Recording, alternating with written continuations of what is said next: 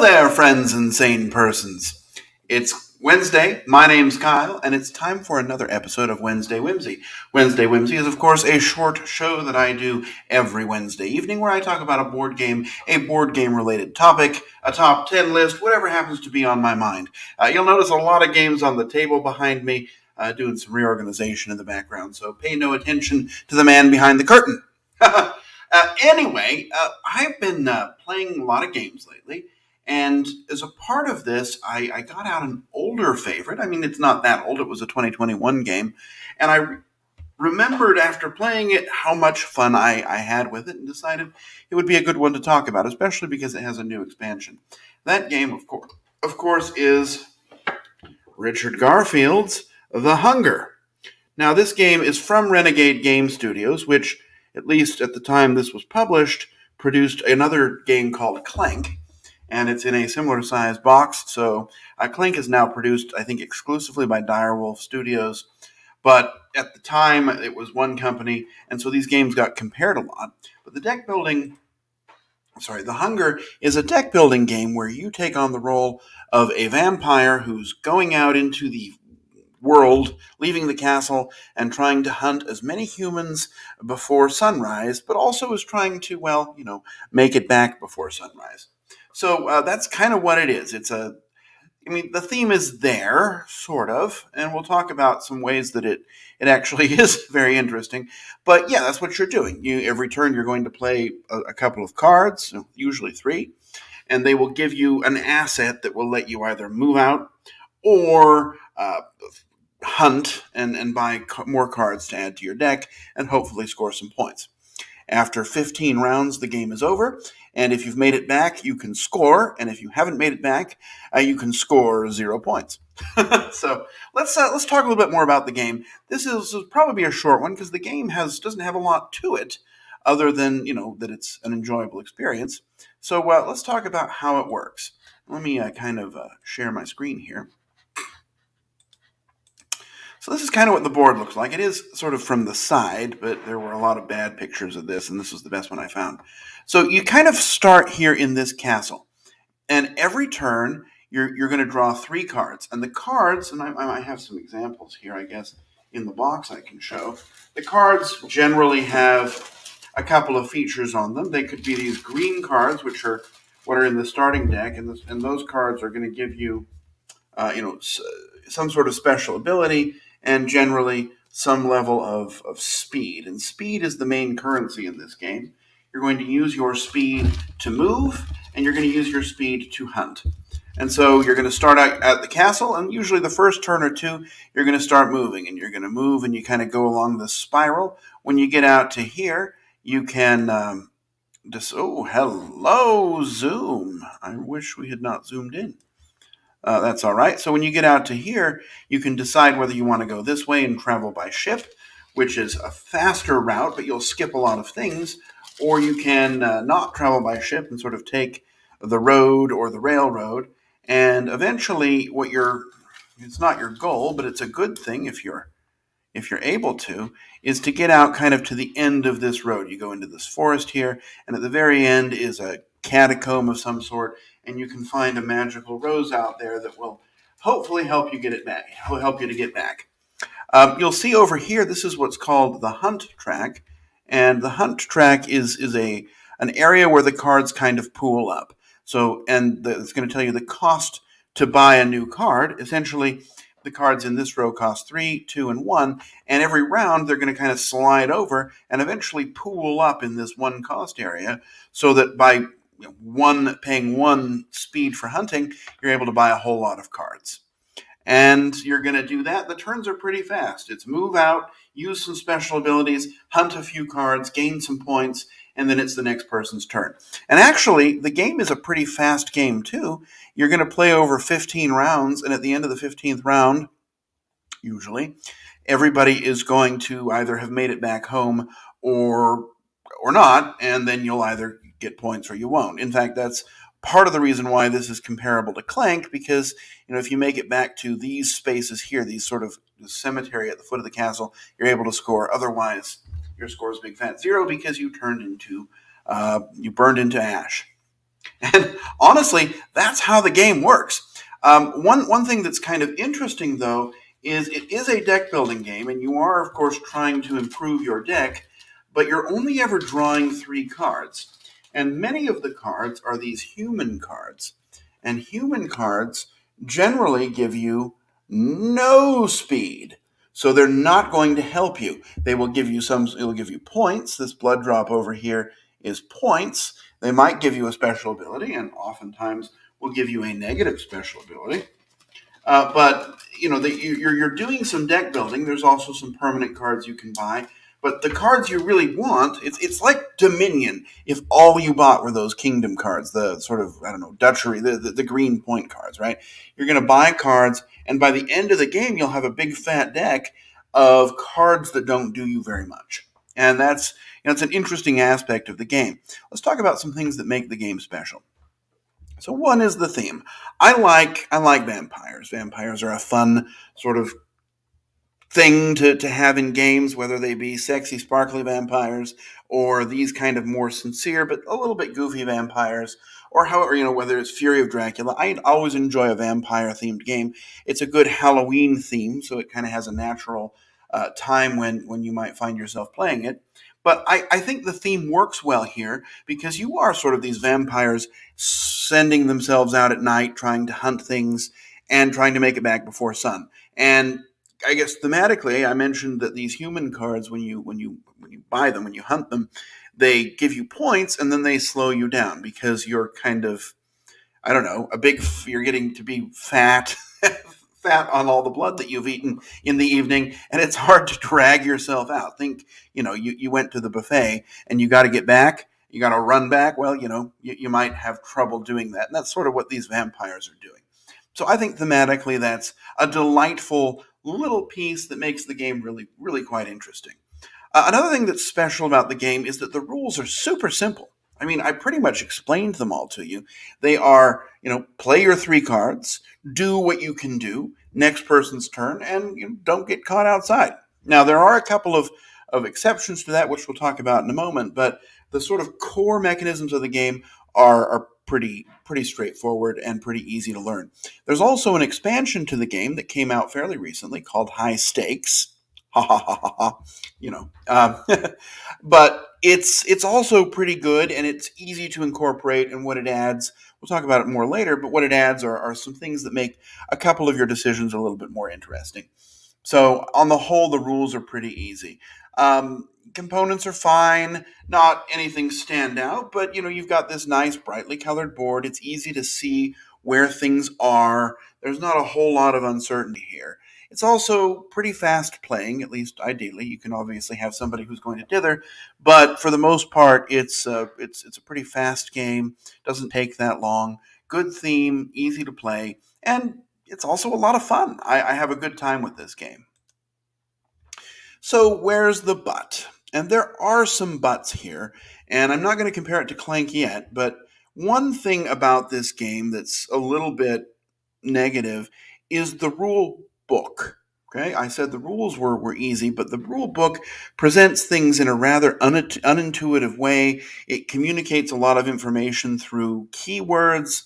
There's a couple of interactions that just aren't very clear, and it's a more difficult game to learn from the rules than it should be. Think King of Tokyo, same game designer. I mean, that had a bad rule book that really could have used a little bit more clarity about some things. It's kind of the same thing here. There's a lot of symbols that you're going to have to learn that are on the cards, and if you're you know you have to know what the cards do, but the symbol's supposed to tell you. But if you don't learn the symbols, well, you're going to have some trouble. Also, and this is more an actual real negative, the type and font on the cards for these special abilities is really quite small. So if you're not able to see very well, if you're playing it in poor light, or you're just not right next to the cards, it can be a little bit difficult to tell what the card does, which is going to slow things down when somebody is in that buying phase of their turn. You kind of see right there, you've got all this art and this tiny bit of text that you're supposed to kind of understand from across the table, and that's obviously a little bit difficult. Another thing, though, and this is perhaps my biggest complaint about the game, is there's no natural way that the game ends. And what I mean by that is it's 15 rounds. Great, that's easy, right? I mean, easy to understand. But in order to track them, you have to remember to move this little token around.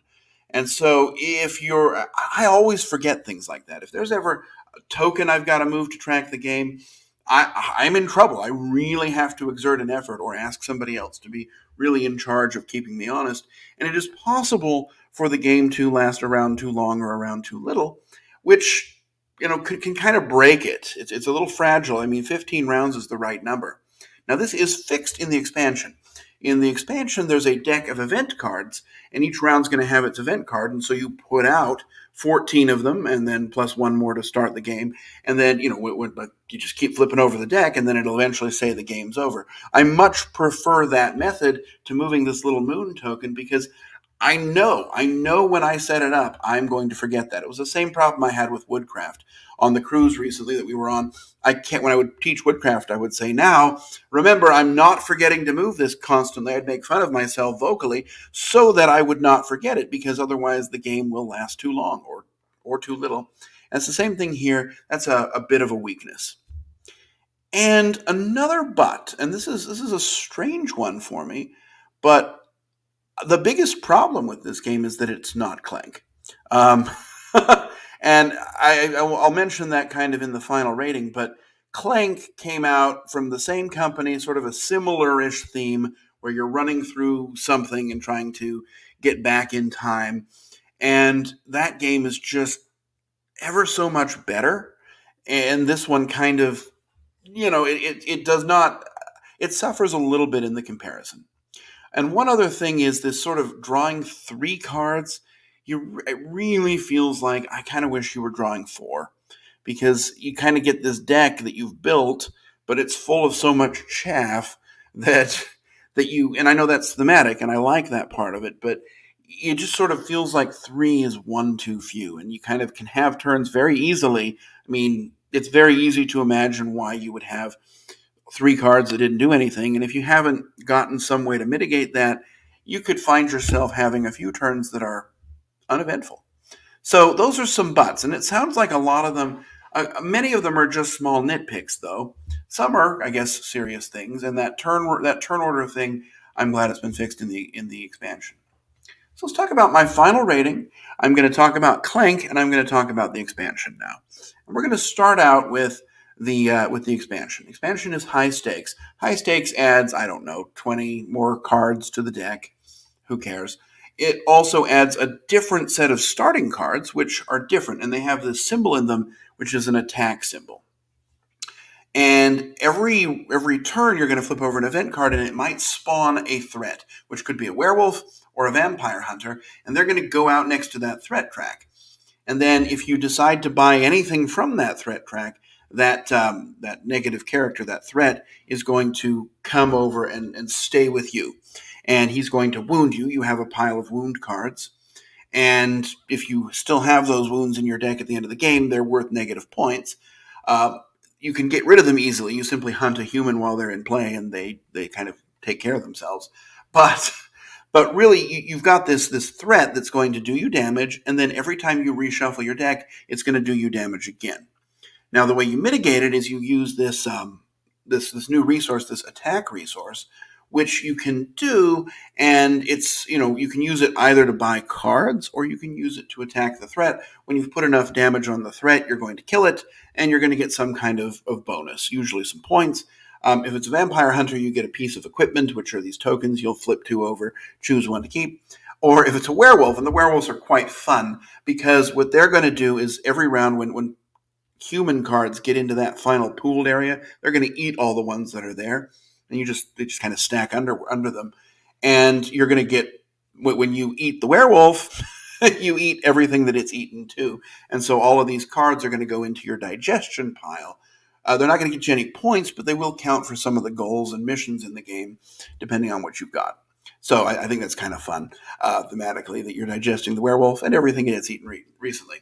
So those are sort of the main pieces that the expansion adds. The other is what I said before, which is this event deck that's going to serve as your game tracker. And I find that to be much easier. It's so much easier for me to remember flip a card than it is, reach over here and move this token. And honestly, when I'm playing it, I do both because I want to make sure I'm doing it right. But I really like that event deck. The events themselves, I mean, they're okay. There's a global event that's going to be a special ability in play for the whole game. And then there's going to be sort of one round abilities. They could be everything from, move two spaces to get a free person to digest. Digest is sort of the purge mechanism of the game where you can pull things out of your deck. You can kind of do that to cull a card or two. It's things like that, and then mostly they're just going to put out those threats, the vampire hunters and the werewolves. So expansion, excellent. I will almost always play with it. In fact, I kind of have to because there's not an easy way to separate the things out once you've mixed them in. So be careful of that. It's going to be kind of this is how we play the Hunger now. But really, it's one or two extra rules, those threats, and I guess you could ignore those. But for the most part, I don't see me ever separating it out anyway, or even trying to. So that's the expansion. Um, Comparison to Clank, I mentioned earlier that the game kind of suffers because Clank exists. Again, the real issue here is that they both are run in, get something, get out before something bad happens, and Clank has sort of a more natural cadence to it. There's not a hard end. It's when everybody has died or gotten out. And once somebody gets out or dies, there's a sort of an acceleration feature that's going to push the game toward its end. But, for the most part, Clank can last as long as it lasts, and it doesn't matter. Whereas this one is a strict 15 rounds, the Hunger. And honestly, the issue I have is if I ever had a choice between I can play Clank or I can play the Hunger, I think I would almost always pick Clank. So that's a little bit where this game suffers. So it's the same size box, similar artwork, same publisher at least at that time. It's going to obviously be compared. So where is my final rating then? Well, my final rating for this one, I give the Hunger an 8 out of 10. With its expansion, it's definitely still an 8 out of 10. I don't know that it elevates it enough to make it a 9, but an 8 out of 10 is still very good. It's a game that I always do enjoy. It brings me a little bit of delight to set it up, play through it, see what happens. Now, I did not mention there's two sides of the board. There's the real side where you have to get one to the last three spaces or you die, and then there's the side for weaklings where you can get to like 10 different spaces and still score. Don't play with that. It's kind of fun to have somebody burn up. But it's an 8 out of 10 for me. Clank is probably a 10 for me, so that's, I guess, where the difference is. But it's a game the Hunger is a game that I will almost always be very happy to play. It's simple and light, lots of fun, a lot of ways to sort of get in and enjoy it. It can handle a larger player group. I think the game is for 1 to 6 players. Now, we can look at the box here. What does the box say? The box doesn't say anything because it can't talk. We can look at the bottom of the box here. Sorry, I'm showing behind the curtain.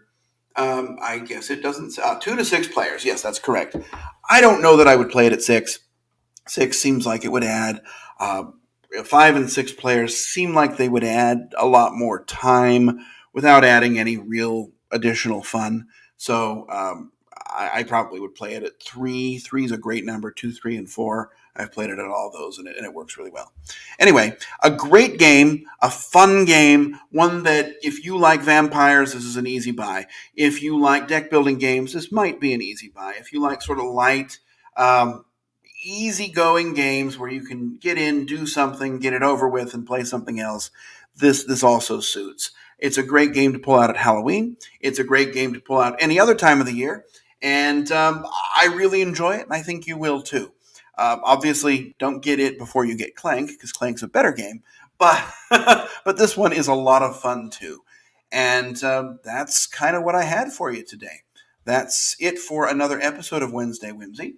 I will be back in another week with another topic. I'm not sure what it is yet, but It'll be game related, I'm sure. Anyway, until then, I will wish you safe travels, courage when you need it, and I look forward to seeing you next week on another episode of Wednesday Whimsy. Bye bye.